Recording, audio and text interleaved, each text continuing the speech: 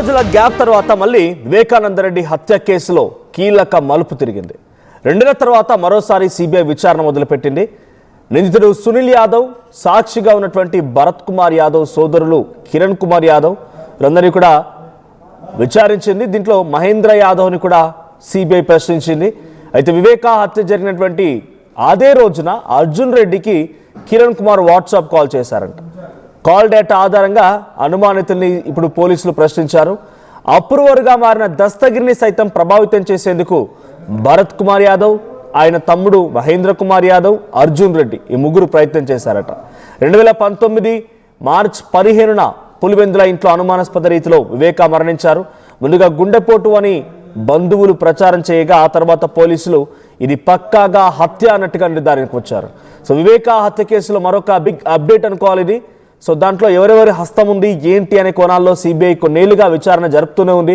2019లో ఆయన మరణం జరిగిన తర్వాత అప్పుడు సిట్ వేయడం, ఆ తర్వాత పోలీసులు ఎంక్వైరీ చేయడం, మళ్ళీ అది సిబిఐకి ట్రాన్స్ఫర్ అవ్వడం, సిబిఐ కూడా పలువురిని విచారించడం, సిబిఐ విచారణలో కీలక విషయాలు బయట రావడం, అప్రూవర్గా మారిపోవడం మరికొంతమంది, ఇలా వరుస క్రమంలో జరుగుతూనే ఉన్నాయి. అయితే ఇప్పుడు ఈ మధ్య కాలంలో మరొక బిగ్ విచారణ జరిగిన దాంట్లో సునీల్ యాదవ్, తర్వాత భరత్ కుమార్ యాదవ్, కిరణ్ కుమార్ యాదవ్, మహేంద్ర యాదవ్, అర్జున్ రెడ్డి కిరణ్ కుమార్ యాదవ్కి వాట్సాప్లో కాల్ చేసినట్టుగా, సో అటు దస్తగిరిని ప్రభావితం చేసేందుకు ప్రయత్నం చేసినట్టుగా, ఇలా కీలక ఆధారాలను వాళ్ళ ముందు నుంచి మళ్ళీ విచారించినట్టు తెలుస్తోంది. అసలు ఇన్ డీటెయిల్డ్గా ఎటువంటి విచారణ కొనసాగుతున్నాయి, అసలు ఈ కేసులో ఉన్నటువంటి పురోగతి ఏంటి, మా ప్రతినిధి కిషోర్ అడిగి తెలుసుకుందాం. కిషోర్, సో ఈ కేసులో ఉన్నటువంటి అప్డేట్స్ ఏంటి, ఇప్పటివరకు విచారణలో ఎటువంటి విషయాలు బయటపడ్డాయి, సో సిబిఐ చేతిలో ఉన్నటువంటి వివేక హత్య కేసు సంబంధించి ఎటువంటి అప్డేట్స్ ఉన్నాయి, ఇప్పుడు కొత్తగా వీరిని విచారించడం వల్ల ఎటువంటి విషయాలు బయటపడే అవకాశం ఉంది? మనోజ్, మాజీ మంత్రి వివేకానంద రెడ్డి హత్య కేసులో 2 నెలల తర్వాత మరోమారు సిబిఐ అధికారులు పులివెందులకు చేరుకుని విచారణ చేపట్టారు. ఈ విచారణ చేపట్టిన నేపథ్యంలో కూడా ఏదైతే కాల్ డేటా ఆధారంగా ఇద్దరిని ప్రశ్నించడం జరిగింది.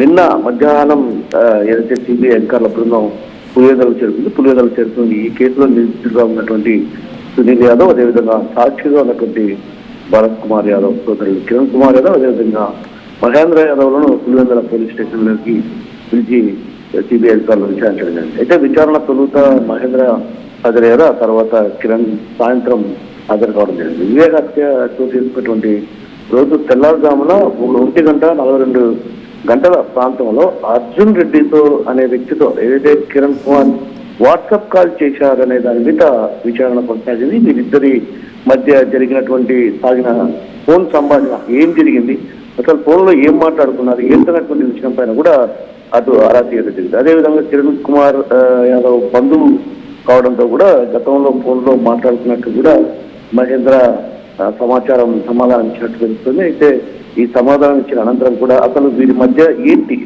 ఏం కన్సర్వేషన్ ఏం జరిగింది, అసలు కిరణ్ తన సోదరుడు సునీల్తో కలిసి పోలీస్ స్టేషన్కి రావటం, ఆ తర్వాత వీరిని 2 గంటల పాటు కూడా విచారించారు. విచారించిన నేపథ్యంలో కూడా సిబిఐ అధికారి రోహిత్ యాదవ్ దాదాపు గంటల పాటు వీరిద్దరిని కూడా విచారించడం, కాల్ డేటా ఆధారంగా అనుమతిని కూడా ప్రశ్నించి వారి వద్ద నుంచి కూడా కొంత సమాచారాన్ని సమాధానం కూడా రాబట్టారు. అయితే ఈ నేపథ్యంలో ఒక్కసారిగా ఏదైతే కిరణ్ యాదవ్ కూడా మీడియాతో మాట్లాడారు, మమ్మల్ని హతమార్చేందుకు ప్రయత్నాలు చేస్తున్నారు, సిబిఐ విచారణకు పూర్తిగా సహకరిస్తాం, వారు అడిగినటువంటి ప్రతి ప్రశ్న కూడా సమాధానం చెప్పడానికి మేము సిద్ధంగా ఉన్నాం, కానీ మమ్మల్ని హత్య చేయడానికి కొంత కుట్ర జరుగుతుంది. ఈ కుట్రను కూడా సిబిఐ అధికారులు పరిగణలోకి తీసుకోవాలి, ఎందుకంటే ఏడాది కిందట కోర్టుకు వెళ్ళి సమగ్ర విచారణకు కూడా మేము అభ్యర్థించాం, కానీ అప్పట్లో మమ్మల్ని విచారించలేదు. కానీ ఏదైతే వివేక కుమార్తె సునీత చెప్పినటువంటి సిబిఐకి కోర్టులో అంటే సుప్రీంకోర్టులో తన వాదనను వినిపించిన నేపథ్యం కాబట్టి ఇప్పుడు విచారించారు.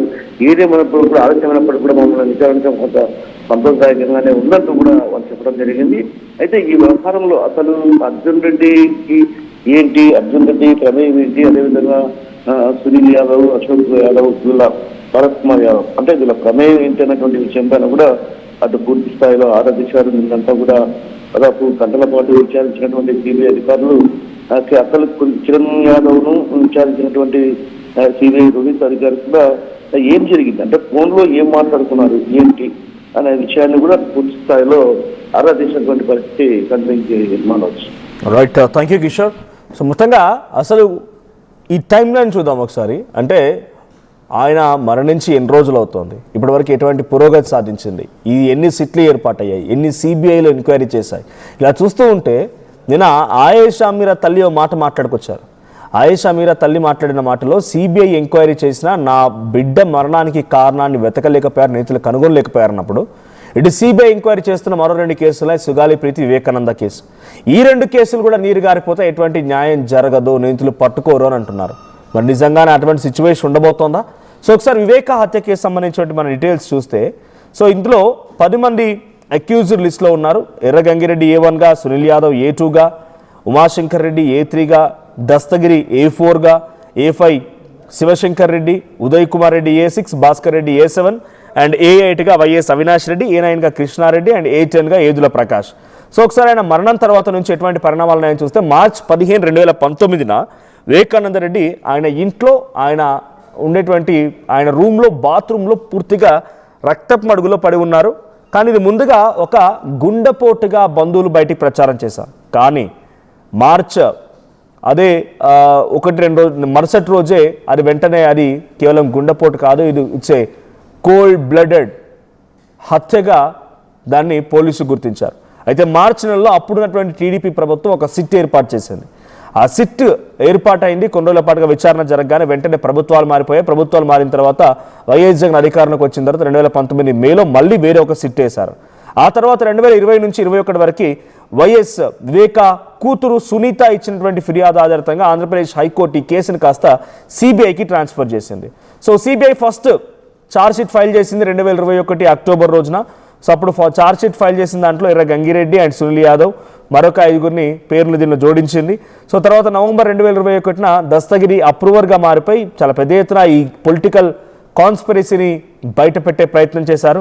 సో ఆ తర్వాత 2022 నుంచి 2023 మధ్యలో ఏం జరిగిందనంటే సుప్రీంకోర్టుకు వెళ్తే సుప్రీంకోర్టు ఈ ట్రయల్ని కాస్త ఆంధ్రప్రదేశ్ కోర్టు నుంచి హైదరాబాద్ స్పెషల్ సిబిఐ కోర్టుకి ట్రాన్స్ఫర్ చేసింది. ఇదిలా ఉంటే ఏప్రిల్లో వైఎస్ భాస్కర్ రెడ్డిని అరెస్ట్ చేశారు ఏప్రిల్ 16, 2023న. సో ఆయనని అరెస్ట్ చేసి ఈ ఘటనలో అంటే ఈ యొక్క వివేక సంబంధించినటువంటి మరణంలో ఆయన కూడా పాల్గొన్నారు, ఆయన పాత్ర కూడా ఉందని చెప్పి అప్పుడు అరెస్ట్ చేశారు. తర్వాత జూన్ 2023న అవినాష్ రెడ్డిని కూడా విచారించారు, ఆయన A8గా దీంట్లో చేర్చారు. సో పెద్ద ఎత్తున ఆయన క్వశ్చన్ చేయడం, తర్వాత ఆయన్ని అరెస్ట్ చేసేందుకు ప్రయత్నం అన్ని చేయడంతో ఆయనకి ముందస్తుగా యాంటిసిపేటరీ బెయిల్ కూడా తీసుకున్నారు ఆయన అరెస్ట్ కాకమునిపే. సో జూన్ 30, 2023న సిబిఐ అనేది ఇట్స్ ఫైనల్ సప్లిమెంటరీ ఛార్జ్ షీట్ని సబ్మిట్ చేసింది. 2024 ఈ ఘటనలో రైట్ సునీత అండ్ షర్మిల ఇద్దరు కలిసి ఎలక్షన్ క్యాంపెయినింగ్లో వైఎస్ వివేకకు సంబంధించిన విషయంలో క్యాంపెయిన్ చేశారు. సో ఆ తర్వాత అటు వైసీపీ ప్రభుత్వం కుప్పకూలిపోయింది. సో తర్వాత 6th anniversary ఆఫ్ ద అంటే 6 సంవత్సరాలు గడిచిన తర్వాత 6 కీ విట్నెస్ని have died under various circumstances. అంటే 6 కీ విట్నెస్గా ఉన్న వారందరూ కూడా వివిధ సంఘటనల ద్వారా మరణించారంట. 6 సంవత్సరాలు పూర్తయ్యేసరికల్లా ఈ కేసులో కీలకమైన విట్నెస్గా ఉన్నవారు 6 ఉంటే 6 కూడా వివిధ కారణాలతో మరణించారు. దాంట్లో రంగన్న, వాచ్మెన్ రంగన్న కూడా ఉన్నారు. సో ఇప్పుడు ఇంకా ఈ కేసు కొనసాగుతోంది. ఒకసారి ప్రజెంట్ ఈ కేసులో లింకప్ అయినటువంటి కిరణ్ యాదవ్ తమ్ముడు మాట్లాడుతున్నారు, ఒకసారి ఆయన ఏం మాట్లాడుతున్నారో చూద్దాం. నోటీసులు ఇచ్చారా విచారణ ప్రమాణానికి? ఇచ్చారు. అంటే మీ అన్నకి ఏమన్నా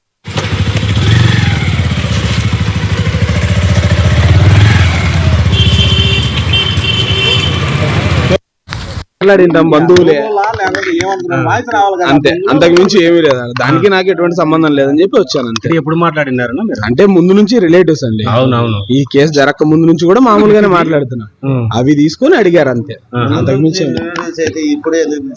అది వాళ్ళని అడగాలండి. నన్ను అడిగితే నాకు ఎలా తెలుస్తుంది? నాకు ఏం చెప్పలే, వాళ్ళు అడిగిన క్వశ్చన్ ఆన్సర్ చెప్పాము అంతే, మాట్లాడడానికి ఏం లేదు. అంటే సునీల్తో ఏం సంబంధం అడిగారు.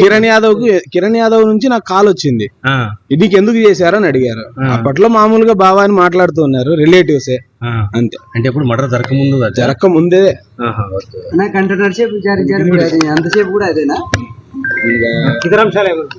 వేరే ఏం లేదండి. వాళ్ళు ఏదో ఫోన్ మాట్లాడుతున్నారు, వాళ్ళు అడిగిన క్వశ్చన్ ఇంకేం చెప్పలేదు. మీకు నోటీసులు ఇచ్చారా విచారణ ప్రమాణానికి? ఇచ్చారు. అంటే మీ అన్నకి ఏమన్నా